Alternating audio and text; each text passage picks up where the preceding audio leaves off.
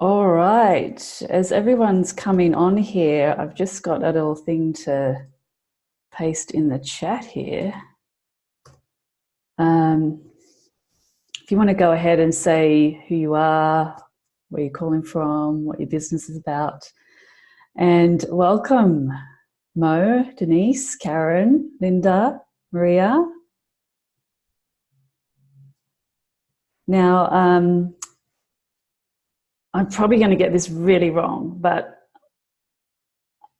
I know who you are. I would love to see your face. If you can turn your camera on, that'd be excellent. Emil, lovely to meet you after chatting to you on my Facebook page. Hello, Meg. And Christy. So yeah, I would absolutely love to see all your lovely faces if you're able to turn your camera on. But just so you know as well, this call is being recorded. So if you have some particular issue with being seen. Yeah, so Esther's just saying she's not well. So fair enough, Esther. All right. So we are expecting probably twice as many people as this, but I think we better get going on time. So let's see. Yeah, go ahead and type into the chat box those things. I can see a few coming in now. Mo's calling in from the Netherlands. Ah, and you're a human design business and relationship mentor. I don't think I've seen you say it like that before, but that's wonderful. It's new, is it? Okay, great. Excellent. Hi, Steph. All right. So for those of you who are just coming on, you can, in the chat box there, you can just say who you are, where you're calling in from, what your business is about, that kind of thing. Meanwhile, I'm going to get started with this. The recording has already started, but let me just officially welcome everyone to this two-part class called, let me just put me on speaker view for a tick, called The Art of Responding in Business. So it is over 2 parts, and the purpose of this class is to give you some very practical ideas and strategies that will to help you to learn to respond. A lot of you have maybe had a human design reading with someone, or you've done your own research, and yet you may actually still be at a loss as to how on earth do you apply this to your business.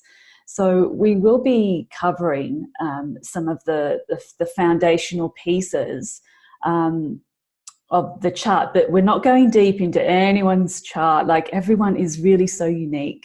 So we can only speak about responding from kind of like, I'm going to give you specific examples, but at the same time, it's sort of generic in terms of you're very unique. We're not all the same, even as generators. So you may have to adjust these and experiment and try them out for yourself. So the other thing I want to let you know is that I will be giving you a resource document. In fact, I'll give you the first part of this after today's call. So you have the option of just relaxing a little and really taking this in, and maybe just noting down anything that you think is particularly meaningful for you, rather than trying to capture everything, all right? And you'll also get the recording. Questions. If something that I share raises a question for you, what I just suggest you do is, if you could scribble that down, and then at the end of the call, we'll have some time for open questions. I'm kind of, yeah, I probably won't be looking. There'll be times I'm going to ask you some things to put in the chat, but apart from that, I won't really be looking in the chat box. So the other thing that you can do in preparation for the question time later is you can do the little raise your hand thing. And if you don't know how to do it, Esther does, and she will give you the instructions, okay? All right, so we are going to be today covering just the foundations of the type, strategy, and your inner authority. For some of you, this will be a rehash. For some of you, you may not have really absorbed that information that much. So just as a quick sort of introduction. Some of you have probably seen the blog that I wrote in relation to, being in business as a human design generator. But for those of you who haven't seen that and who don't really know much about me at all, I'm going to give you a really super quick overview of my journey with human design. So I did discover it in, I'm pretty sure it was 2015 or 16. And it was with a business coach that I was working with at the time. And I tell you what, I was so disappointed to find out that I was a generator. In fact, I think the first test, she ran the test, but I don't know, there must have been something incorrect about it. I came out as a manifesting generator. And I think the first thing that really put me off was like, what? I need to inform? Oh my God, like I just hate telling people what I'm doing. Like I really didn't like that. Then actually that wasn't even part of my profile. I am a straight up generator. And then as I started to really learn about the whole system, I just thought that absolutely sucked. I thought, who wants to be a freaking generator? Because, the projectors are there to guide us, and the manifestors are there to tell us what to do, and we're just the freaking workhorses, So I was like, this is not very cool. However, I did stick with it. I did experiment, and what I have found is that it is absolutely the greatest, coolest thing to be a generator of both types, because the world, I think, literally comes to you. I like to say, it sounds a bit exaggerated, but I would like to say they will literally come and fall at your feet when you actually start being a generator, right? So it's a really good position to be. The aura of the generator is sort of, they say, enveloping and bringing things in. It's like bringing the world to you, right? But like probably many of you, I had spent my whole life initiating stuff all the time, like socially, in relationships, in my business. It was all about, especially in business, oh, I'm going to do this, oh, I'm going to do that, and I'm going to put that out there, and I'm going to put that out there. So what happens is, you may have found this too, when you first discover human design, you might be exhausted, right? Because you've just been initiating stuff all the time, which has exhausted you. The other reason why you can be exhausted is that you haven't actually been doing the correct work for you, work that your sacral has said yes to. You're doing something maybe out of obligation or something like that.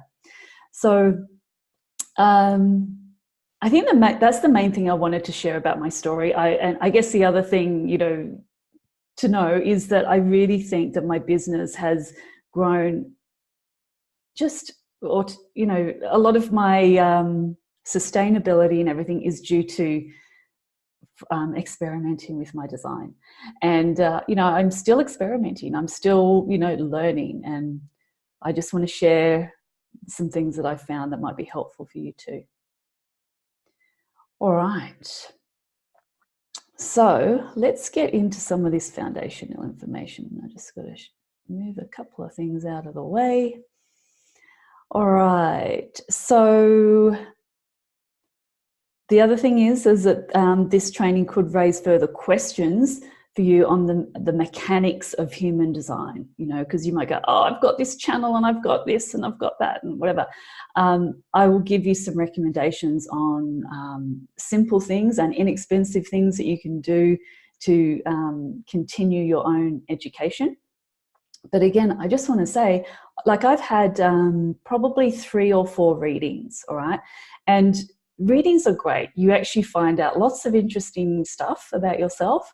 But I remember one reading in particular, I found out all this interesting stuff, and I'm like, right, so how do I do this? How do I like access all that? And the lovely lady who did the reading said, well, Danny, it just comes back to responding. And it's like, do you know what I mean? So we can go to the effort of doing all this stuff, and it's like, yeah, but like if you actually just respond, everything seems to kind of click into place. But there is great value in finding out certain things about your chart as well. You know, the profile numbers in particular, I've found very useful. So what does it mean to be a generator type? And I just want to say, it's good. When we're on gallery view, just so you know, we're not on gallery view right now, I hope not. If you happen to be moving around, maybe just turn your camera off while you're moving around, because it can be a little bit distracting for everyone and when people are watching the recording. Okay, so if you're a generator type, so generator or manifesting generator, also known as a sacral being, then the sacral center is colored in other words, defined on your chart. Let me, I'm going to bring that up quickly. I was going to bring that up quickly. Hold on, it's hiding away. All right, I should be able to do it now. Hold on.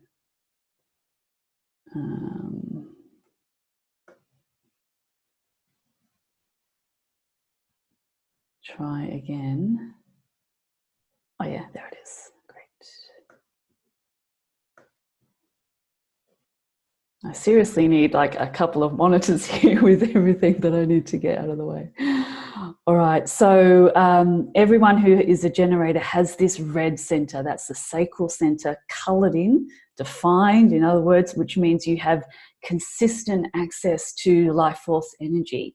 So everyone else who's not a generator, they don't have consistent access to life force energy.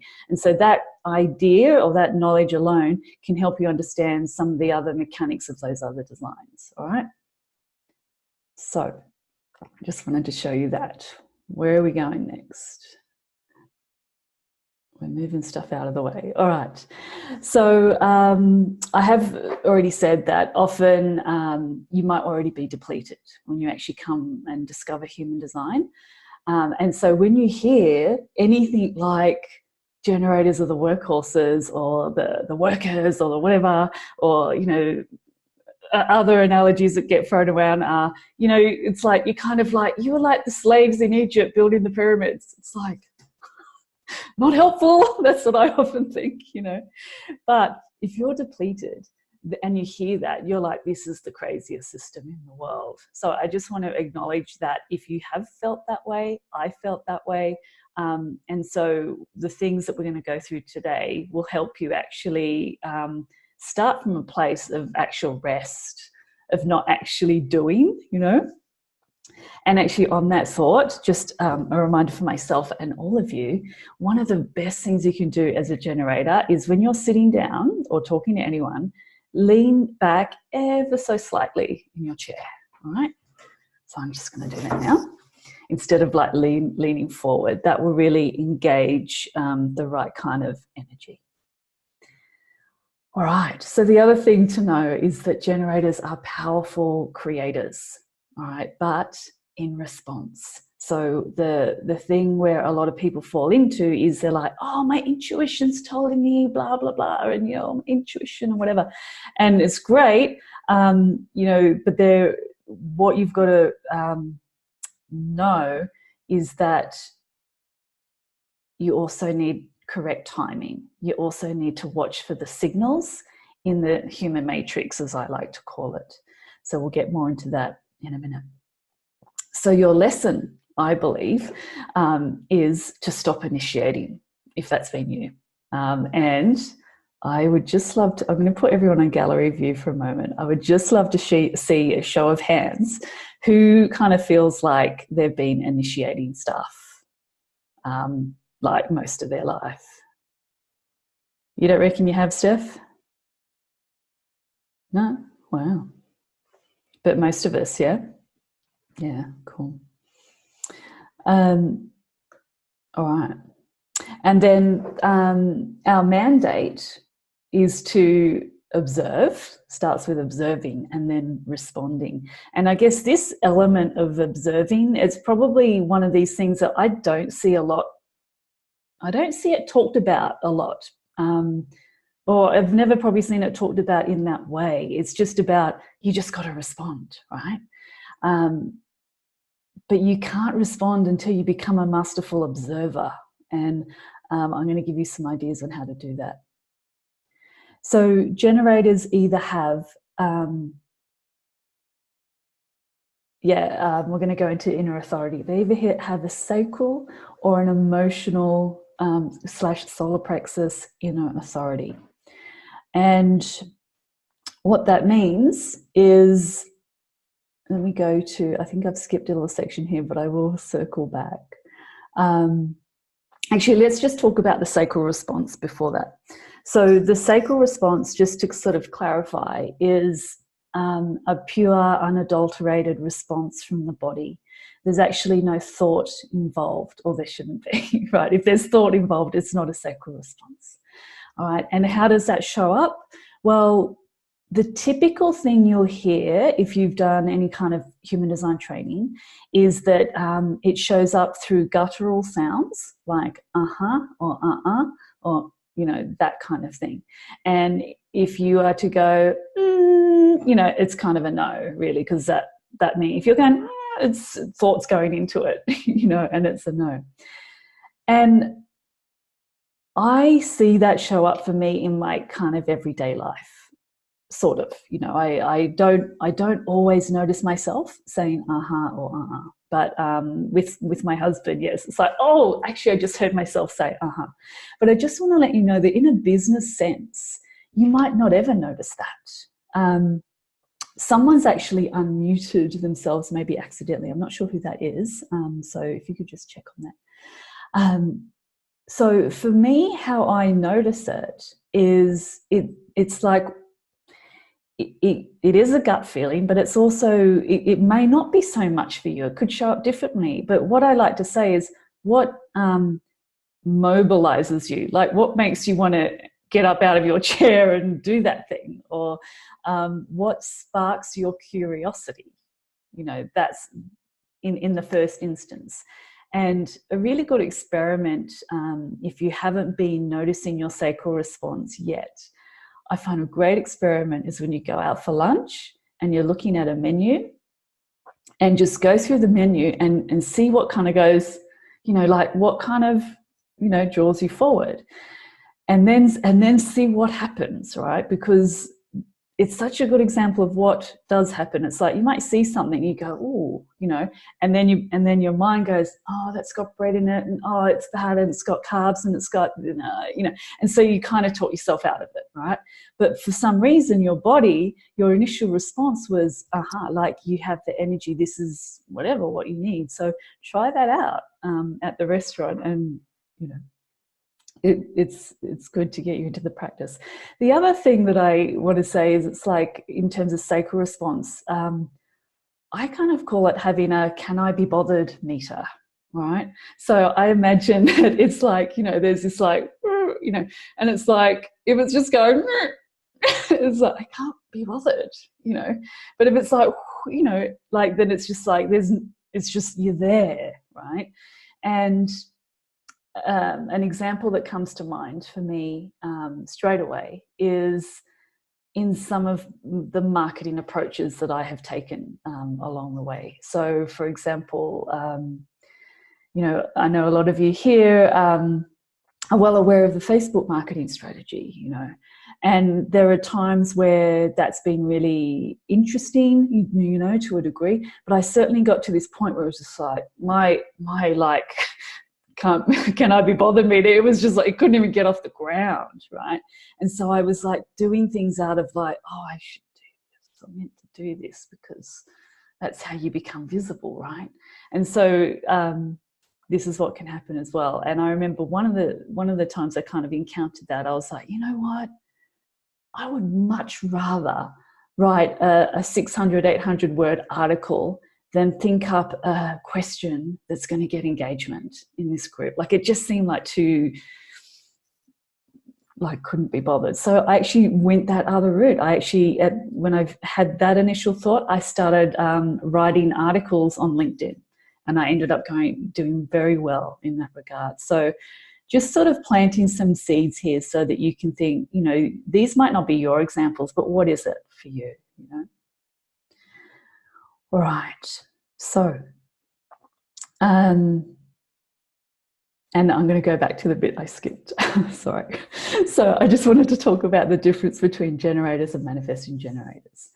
So, you know, what's important to know is that both, everything starts from responding. All right. So even like with manifesting generators, it should be called generating manifestor or something like that, because you got to remember that that responding comes first. So let's sort of go through the differences. It is said that in both cases, in both types, it's a good idea that when you have an idea, to visualize it, to get a sense of what that would look like, and then let it go. All right. Now, further down, I'm going to be talking to you about how can you collate your ideas, because, you know, if ideas are coming in, it is wise to collate them so that when you actually get a signal from the matrix, from the network or whatever, then you have a storage place that you can go back to. So each one is kind of starting from that step. But then the next step, so we've got, you know, you have an idea, visualize it, let it go. The next thing is that something is coming into your field, all right? And so your role is to respond. But your role is to respond via your inner authority, all right? So we'll cover the two different types in a moment, but the nutshell speech for this is that if you have sacral authority, right? So everyone has their red coloured in, right? But some of you also have the one to the right of that coloured in as well, which represents emotional solar plexus authority. So if you just have the red one coloured in, it means you have whatever your response was in that moment, that is, you have access to truth in the moment. So you can actually make instant decisions, basically. That's basically what it means. Whereas if you have the emotional solar plexus authority, then you don't actually have access to truth in the moment. So there's a slightly different strategy. All right. Then from there, it's then you can actually respond according to your inner authority, okay? And so generators, they can go ahead and just respond, whereas manifesting generators, they have to inform, so let people know what they're doing and then respond. And there can be, you know, there's good reasons for doing this as well, because one of the other differences between generators and manifesting generators is that the manifesting generators can be working on lots of things at once and kind of chopping and changing their mind. And that's all part of like the process and getting clear and experimenting. And also it's also been termed as busy work until the right thing comes along for them. All right. So, but it makes sense to go, well, if there is a lot of kind of things changing a lot, then it kind of makes sense that it would be helpful to inform people what is happening now and then respond, so that, you know, people are kind of kept in the loop, that kind of thing. Whereas with generators, they also like to be perhaps working on lots of things, but they'll tend to stick with things, you know, and maybe even accumulate things. You know, ideas. So these are just some things to sort of, you know, like observe for yourself. You know, don't make human design a religion. You know, explore and experiment with all of this yourself. So we're going to talk about this idea of inner authority, and this is sort of, well, inner authority is really the last piece of the foundational stuff that it's important to be clear about. All right. So your inner authority is your way to know if a decision is correct for you or not. And it's the only way to know, right? So what you've got to keep in mind is that the mind is not used, or should not be used, to make decisions for you. Of course, that goes against everything that we believe. We believe that our mind needs to make the decision. Well, no. In fact, the mind doing stuff is actually outer authority, and that there is a place for that. You know, when you're actually creating the bits and pieces of something that you're doing, you need your mind to do problem solving and stuff like that. But to actually make the decision, the mind's not involved. It's that sacral body response. So it's that body-based knowledge that precedes the cognition of the mind. So keep that in mind. And making decisions based on our inner authority allows us to experience our signature feeling of satisfaction. So always remember that life is trying to guide you in the direction that will make you most satisfied. And often that direction can be different to what we think it needs to be as well. So there's, when you're experimenting with this, be curious, have an open mind. One of the things I started to notice when I began working with this is whenever I spoke about market research, people were like, oh, I was just talking about it because I was doing it and it was really helpful. People were like, tell me more about that. And I was like, wow, that's so interesting. Like every time I mentioned that. Another one was LinkedIn in the beginning. And it was like every time I mentioned that, like people were like, oh, tell me more, tell me more. It was like I just had this influx. And I remember that one being particularly interesting because I'm like, really? You want to know about LinkedIn? Like, LinkedIn's kind of boring, or, like I'm not the LinkedIn girl or whatever it was, but I kept getting, even now, seriously, some of you know Tash Corbin, she keeps sending people my way that need help with LinkedIn. And I'm like, yeah, okay, but I mean, I actually haven't been that active on it for a little bit. I mean, I kind of, yeah. So I'm not offering anything in that regard, but it's just interesting where these things can take you. And it's like, you've got to think about notice your sacral response. But it was sort of like, really? Man, that's easy. I can do that. And you want to pay me for that?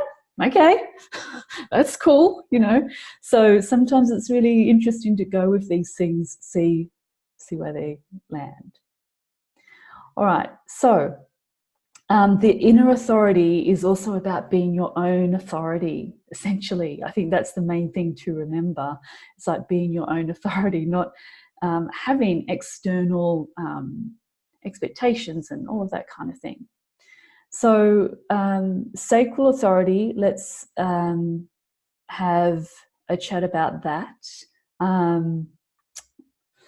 I do have a list of everyone who's sacral, but I don't have that pulled up at the moment. So just, I'm pretty sure you know who you are. So, so some key points for you are that, again, you have that access to truth in the moment, all right?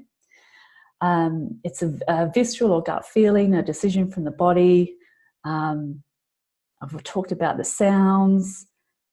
And if you have a yes response, it means you have the energy to follow through with a decision, and it will lead to satisfaction. So something that pops into my head right now, even in that example of replying to something in a Facebook group or in Facebook in general, like notice that sometimes you'll be like, oh, yeah, like, I've got all this energy I've got something to say about this. Great, that's when you should go with it. It's when it's like, oh my God, I'm doing this because I'm meant to be visible or something. That's when not to do something like that. When your sacral says no, it means that it won't bring you satisfaction, basically. And so if you've got sacral authority, it's all about surrendering to the moment, right? So, a thought crossed my mind this morning, and it was more relationship-based, and I was kind of thinking, oh, what's going to happen with that? And, what will I decide, basically? And then this thought popped into my mind. It's like, Danny, you won't know that until the moment arrives, until the situation arrives. You actually won't know that. It's like, yeah, because I've actually been very good at applying the responding strategy to business, but I'm still yet to really explore it in relationships. All right, and so let's quickly talk about if you've got emotional solar plexus authority. So the thing to just be mindful of is that you don't have, there's no complete truth in the now, in the moment. And clarity comes, but not absolute. So you might only ever feel 80% sure of a choice. And so that's something to be aware of and just to accept. The main thing for you is you've got to ride this wave. And one way it's described as is riding the wave of hope and pain. So, at the peak of this wave, everything's wonderful and it feels like, whatever. And then when it's down, everything feels horrible. So what you're looking for is a consistent sacral response through the wave. So if it was initially basically a aha or a yes, or you felt like you want to give things some space, so don't ever feel pressured into making, or don't let anyone make you feel pressured to decide in the moment. So you give yourself, depending, like the bigger the decision, the more time you need. All right. There's also, you'll read that, you need like 3 or 4 days to make important decisions or something. But what is an important decision? That's like a big thing. So some things can take weeks, some things might take months, that kind of thing. I've also heard that. But I think, for the day-to-day stuff in your business, you probably just want to sit with things overnight or, a couple of days or something like that, just to, notice that, that wave from going from hope to pain, and how consistent was my response over that time. And then again, at the end of that, you may only be 80% sure, but that's good. You may not know until you're actually doing it as well. So one thing you can ask yourself as well during that time is what would feel better, right? Because that emotional center is all about feeling and emotion. And again, this is probably a better way of putting it. Don't allow others to bring you to premature action, right? That's an important thing. Okay. So now we're going to move on to how do you actually get the cogs of human design working in your life. And I'm just going to remember to lean back again, because that's one of the points I'm about to say. So the first thing is to start with no agenda, basically. So, you'll hear that you need to wait to respond. And another thing that comes to mind, this came to mind for me, it was like, what? Wait? I've been waiting for like ages for something to happen in my business, like I've got to wait some more, and in class 2, we're actually going to be talking about how to set up an environment of response in your business. Okay. But we've got to start from the beginning. So start from no agenda. So my points here are, take a rest, right? Especially if you feel like you've been trying to make things work in your business, right? Take a rest, lean back in your chair, see what life is bringing forward. Because I also see it like this. It's like if our auric energy is meant to be coming in, the arrows, the energy's coming in, but if we've been going, like that, right, then it's going to take some time for like the energy to reorganize itself, so it's sort of coming in. All right. And so having a bit of a rest, leaning back, is really going to help you in that regard. So you've seen what life brings forward. And also in this first one it's like, where do you feel like placing your energy right now? Now, the answer to that might be in the garden. I feel like placing my energy in the garden right now. Okay, so you've got to sort of be aware of what comes forward as you ask yourself this, and allow yourself to do that without judgment. All right. There's an interesting story that you may come across, or may have come across, of this this parent who their child was a generator. He finished like college or whatever, and was meant to be looking for a job, and he was just playing computer games, you know, just all the time, not looking for a job. Well, to cut a long story short, finally some sort of job opportunity came up or whatever. He went through this interview. The guy that was interviewing him also just happens to love this particular game that this guy had been playing at home that he'd become, you know, masterful at. So when the guy that was interviewing realized he was so high up in the game, he was almost like a celebrity, you know. So there was this whole interesting thing that had been playing out in the background as well. So yeah, it's really helpful to look at where do you feel like placing your energy right now, and to also share what is interesting to you without agenda. So an agenda being you've got something to sell, or you're expecting some sort of result. So I'm going to give you, in class 2, I'm going to give you some really practical examples and screenshots and different things of things that I've been doing. But I want to just share with you 2 examples in terms of sharing, like without agenda, sharing what's interesting. The first one is actually me sharing about human design. About a generator in business. So I wrote a blog about this, it was over a year ago, all right? And that blog now has about 45 people find it each week, all right? And some of those people, yeah, they do become clients.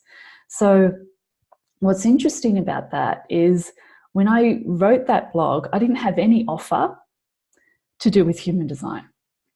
All right, I was sharing it because I'd found it helpful, and I was just sort of excited about it. I didn't have any view like, oh, one day I'm going to have this, class and I'm going to do these things. And no, it was just, I just wanted to do that. So I did actually end up running a class some months ago, kind of just for fun. So I haven't done, this class is more extensive now, but just wanted to share that example with you because it's like no one tapped me on the shoulder and said, Danny, do you want to run a class? Or can you run a class? It was that I had written that blog just because I wanted to. Whenever I spoke about human design, people were really interested. People were telling me that, yeah, they've had a reading or whatever, but they still don't know how to respond. Like their typical thing is, I'm still at a loss. I'm just still at a loss, right? And I'd just been coming up with these really practical things, and I'm like, it made sense to share it. So it can be as simple as that, right? Another thing that is brewing at the moment is, some of you may have heard me talking about this idea of Sabbath. Keeping Sabbath one day a week, so unplugging, that kind of thing. Again, I've shared that because it's just of interest to me, it's meaningful to me, right? But now, where I'm seeing that this is going, because I wrote this some months ago now, 6 or 7 months ago, and I've spoken about it a few times, and I can see it's building momentum, right? So someone when commented on the blog yesterday, never seen their name before, so I'm like, how are people finding this, And so now what's the idea that has sort of been forming in my head, and I've been looking for signals, is to create a similar 2-part class like this, but it will be called the sabbatical experience. So the idea of this is to actually support people in the planning for Sabbath and having their own Sabbath plan, and then essentially having a debriefing afterwards, right? But it's like doing everything to really support that person in setting themselves up so they can actually experience just the one time, because if you experience it once, it's so good that you'll want to actually keep doing it. All right, so that's how simple it can be. And this is what I mean by this is how you get the cogs of human design going. You can still share something, you don't have to sit on your hands and wait for someone to ask you to share something, So I hope that makes sense. All right, collating your ideas. Oh, actually, I've got a question for you I want to post here. You can answer when you're ready. I'm wondering where you can start to share without agenda. If you've got any ideas there, feel free to go ahead and comment there. And the next question I have for you. Oh, Esther knows exactly where to start. Pray tell, Esther, pray tell. I think I know what it is. So the next thing I want to ask you about is where are you collating your ideas? I might just paste this now over there. So when ideas come your way, where are you putting them? Really interested to know that, because I think that's an important part. So maybe I'm just going to give you a minute to, I want to see what you guys are doing, and I need to plug in my computer. I can't believe I didn't do that. So let me know where you're collating your ideas when they come in, or where could you?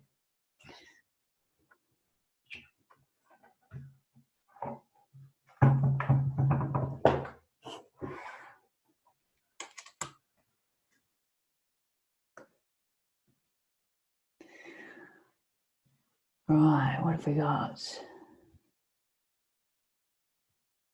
Nicole says Evernote.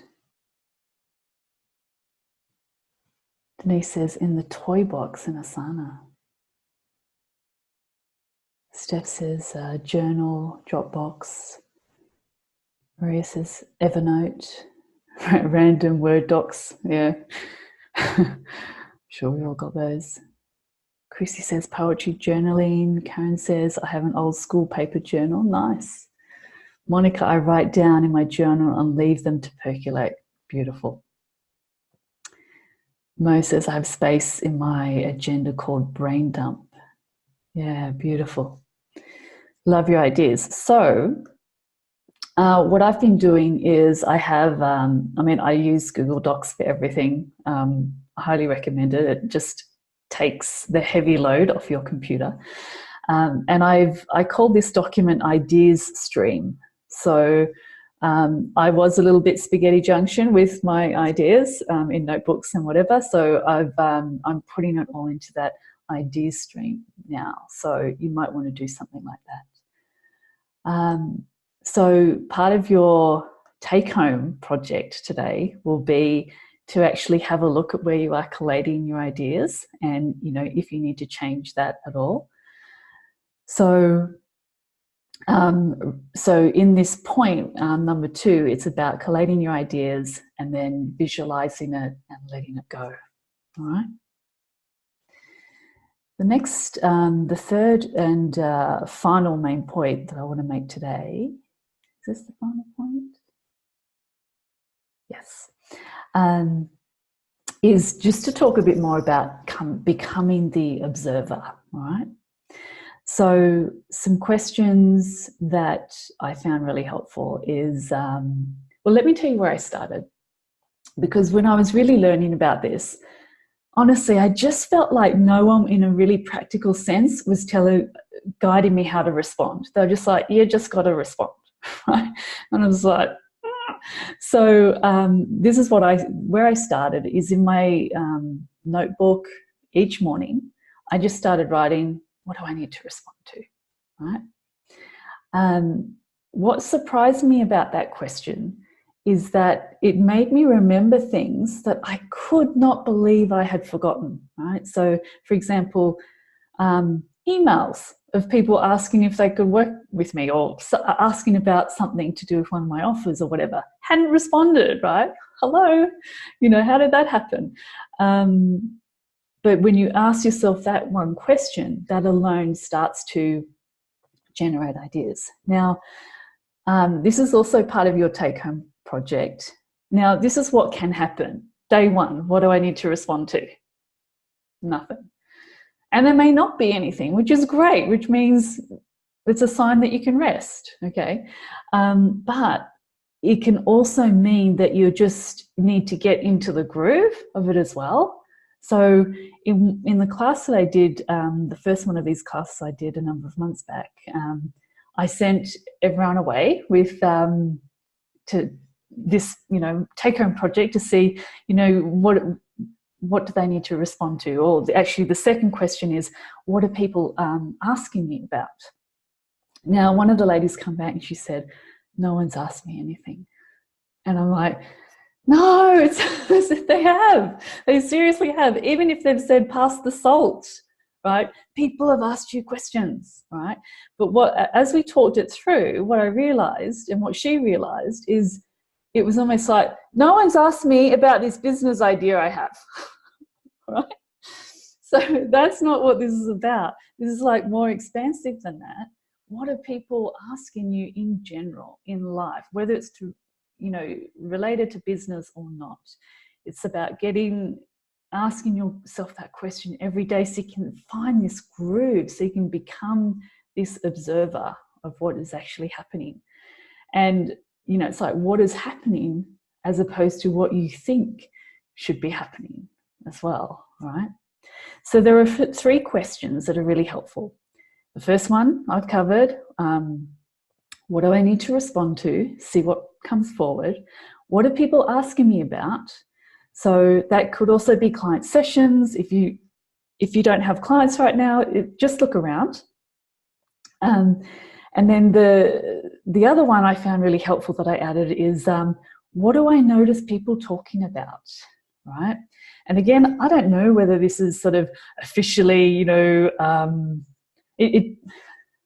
responding, but it makes a lot of sense to me, because it's like, if I'm really noticing a pattern of something that keeps being said, then it's in my field. And I've just explored with, that's actually a signal for me to respond to, all right? So typically what I would do is I might see something in a Facebook group, and I'm like, yeah, like people keep talking about that. And then I might think, yeah, I've got something to say about that, but I might go to my page or I write a piece of content or something, right? And it's those pieces of content that get picked up and taken through the network with a lot of ease, because I've seen something, I've gone, it's that sacral response. It's like, yeah, I got something to say about that, but I might not want to say it where I saw it. So I'm going to say it over here, right?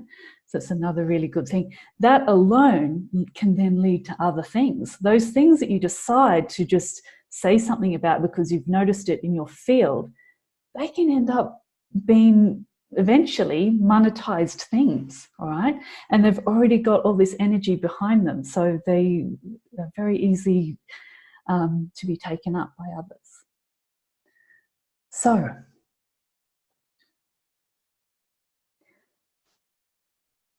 this question also of what's happening versus what you believe should be happening is really interesting. And I got this statement from a lovely guy. He's an Australian. He was in Singapore or Thailand or something when I had my reading with him. I can't remember his name. Christopher. Anyway, some of you might have come across him. So I had this scenario where it was like I had an opportunity to go to Thailand for a workaway thing. It looked really interesting. But I didn't have the money. I wasn't really making enough money in my business to justify it. And at the same time, my husband had actually offered to cover a big part of it, So I'm talking to this guy and I'm like, yeah, that's right. I was really unhappy in my, we were living with my father-in-law, and I'm like, yeah, I'd explained to him about that and Thailand and my husband. And he's like, I forget how he put it, but he started something. He's like, look at what is happening versus what you think should happen. He's like, what is happening is you're not happy in your current living environment. What's happening is that you've seen this 2-week thing in Thailand, and what's happening is that your husband's offered to basically pay most of it. What's the problem here? And of course my issue was, with receiving money and all this sort of stuff. So to look at it, things in that way, it's so practical. It's like, so also be asking yourself that. So I'm going to give you, in fact, these bits of homework. Where did I write them? Oh, they're over here. Hold on. I'm going to give you these takeaway projects in an email. So the first one's going to be to notice your sacral response. And if you have emotional authority, you also need to be noticing the wave. The next one is to take a rest, lean back, notice what life's bringing forward. Share what's interesting to you without agenda. Number 3 is establish a system for collecting your ideas. And then number 4 is becoming a masterful observer by asking those 3 daily questions, right? What do I need to respond to? What are people asking me about? What are people talking about? So I'm going to open this up for questions now. If anyone has asked a question in the thread, I probably won't be able to see it or scan through right now. So did anyone want to raise their hand either virtually or physically and say anything about what we've covered? Emil, I'll unmute you. Make sure can you just try unmuting yourself? Oh, there we go. Hello. Hello. Bonjour. Bonjour. I have 2 questions actually. It was really helpful, first of all. But I have 2 questions. First one, you said, have an idea, visualize, and let it go. It's the let it go part. I have some trouble with that. Do you have any? Don't we all? Yeah. Do you want to have you got an example that we could talk about? Like this morning, I have this lightning ideas to do something, to do a program and stuff. And I'm super excited about it. And I'm super motivated. But now let's just say, let it go. I'm like, but in a few days, I won't be motivated anymore. All right. So how did you come up with this idea? It just come up when I wake up. Yeah, but okay, so what I want to get at here is sometimes we come up with ideas that are actually in response. Okay. Right? So what I'm trying to get you to, let's just see, are there any things that you've seen out there that have generated this idea in response? Like, have you been talking to people, have clients been saying a certain thing? Do you know what I mean? Yeah, it's about the moon thing, because I'm an energy healer.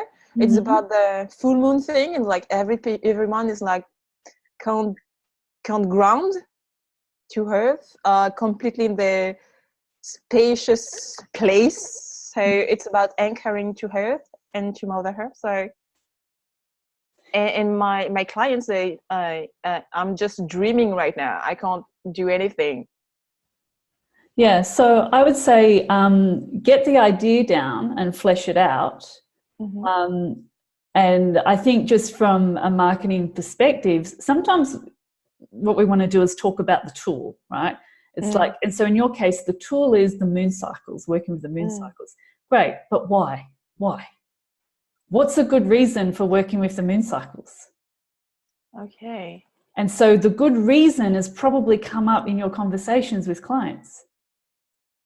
So you mean go deeper?